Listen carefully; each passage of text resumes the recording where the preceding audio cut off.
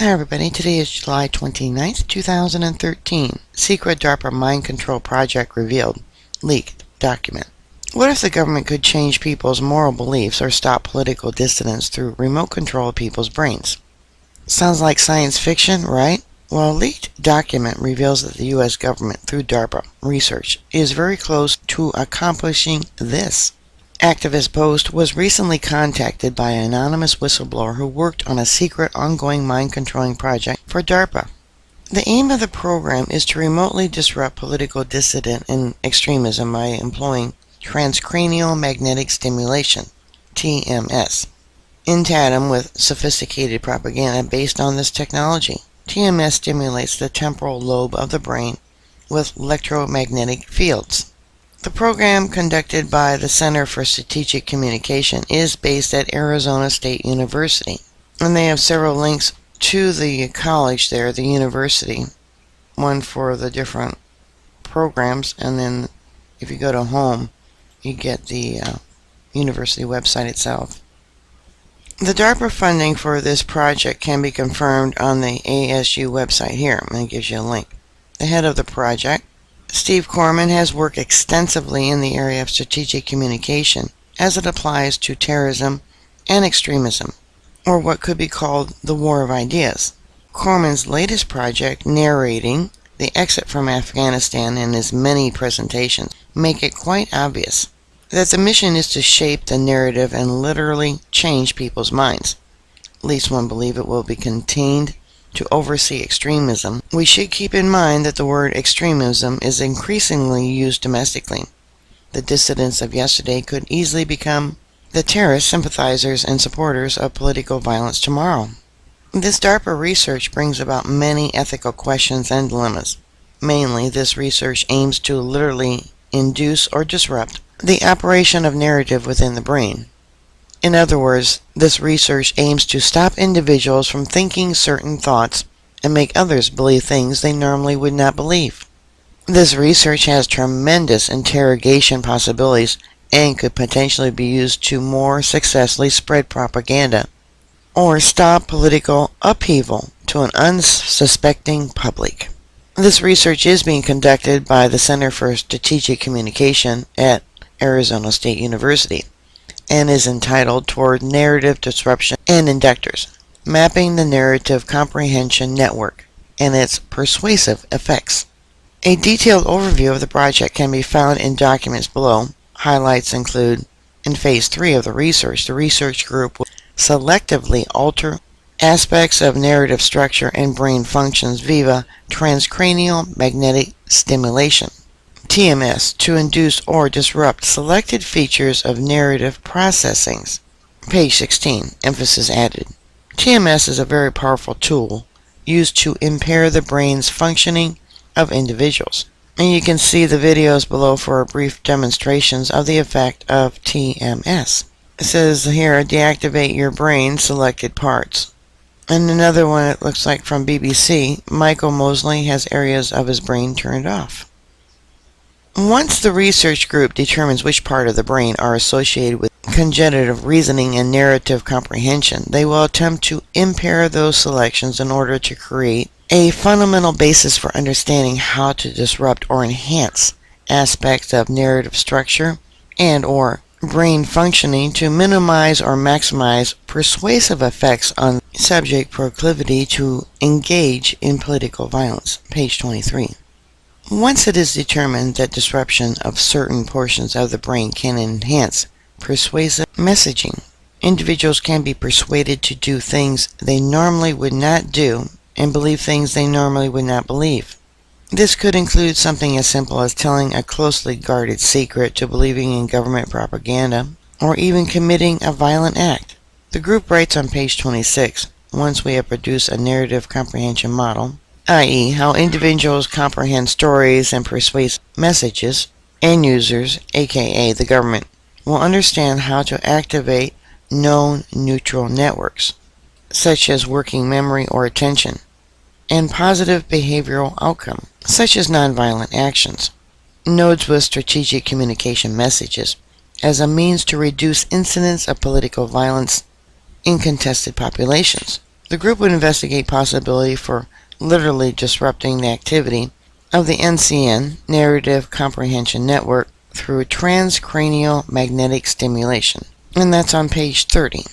The group is so confident that they will be able to induce or disrupt the operation of narratives in the brain that they say on page 26 that the research offers the capability to induce or disrupt the operation of narratives in the brain and develops the capability to induce narrative validity, the believability of a particular narrative or message, transportation, the ability to engage by a narrative, and integration, associating a particular narrative with a larger, more culturally specific narrative with certainty. The group gives the following example of this project's usefulness. If it is the case that activation in one particular neutral network enables people to connect personal narratives to master narratives, culture narratives, by disrupting activity in that brain area, we should be able to selectively impair that specific aspect of narrative processing while holding other meaning-making processes constant, effectively creating a narrative disruptor. Not only would this be an important finding in the science of neutral networks and narrative persuasion, but also have considerable practical and strategic importance. Page 40.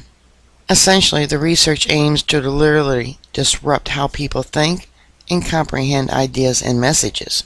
Further, and perhaps even more terrifying, on page 40, the group writes, mechanical disruptions of narrative processing may be, ultimately, replicated in through targeted strategic communication campaigns that approximate the narrative disruptions induced via magnetic stimulation. So after finding out which parts of the brain are activated by particular persuasive messages and propaganda, the government can test out messages that only activate particular portions of the brain and not others, in order to persuade individuals to believe or not believe something. Essentially, they are attempting to modify brain functionings without TMS, and only words. One can only imagine the strategies the government could use with this technology that can make the public believe almost anything that suits their needs. It could literally lead to mass brainwashing. But what does this mean practically? It means that if this research succeeds, the government will be able to modify how one personality thinks. They could strap you in a chair, put a machine on your head, turn off parts of your brain, introduce a persuasive message, and make you believe it. Further, through extensive research, they may be able to replicate the machine's brain disruption functioning simply through carefully crafted and researched persuasive messages and propaganda. They can use brain imaging to determine which portions of the brain are activated when a particular message is presented to an individual. And if the right portions are activated, they know the message will circumvent one's mental reasoning and lead to almost automatic acceptance. With enough data, the government could spread propaganda through the media that people will almost automatically believe, whether it's true or not. I believe they're already doing this. Some people's brains are more susceptible than others. Some of those familiar with ESP and mind control through ESP know exactly what I'm talking about.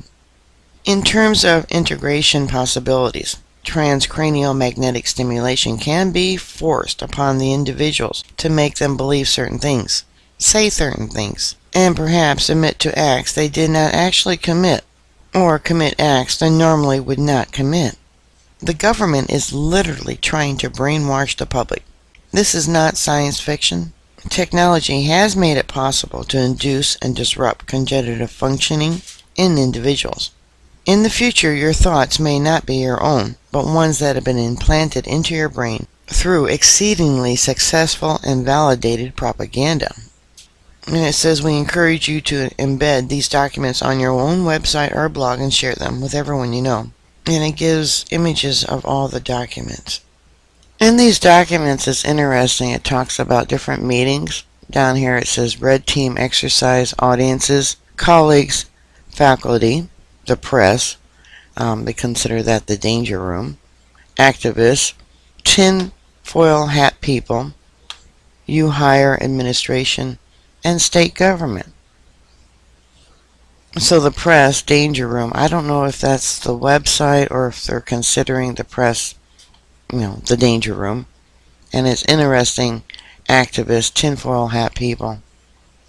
It's also got proposed cost of what this research is going to make for the college. It just shows you what this Arizona State University is all concerned about. Money. It's all about money. So much for morals and doing what's right. They're probably saying, well, if we don't do it, somebody else will. Why not us make the money, right? And if I'm reading this right, this was a contract that was put up for bid, probably proposed to different colleges and research groups to do this research for the government. On this page here it says humans are storytelling beings. And there is no clearer evidence of this than the struggles of the United States government to convince the world population of its good intentions and to dissuade key constituencies from the powerful narrative told by violent extremists. In short, it is widely recognized that the U.S. is losing the battle of narrative, and thus, consequently, the war of ideas. This is some scary stuff on what they're going to use it for. Alright, bookmark my site. I'll keep you up to date. Please stay safe, and I'll talk to you later. God bless you.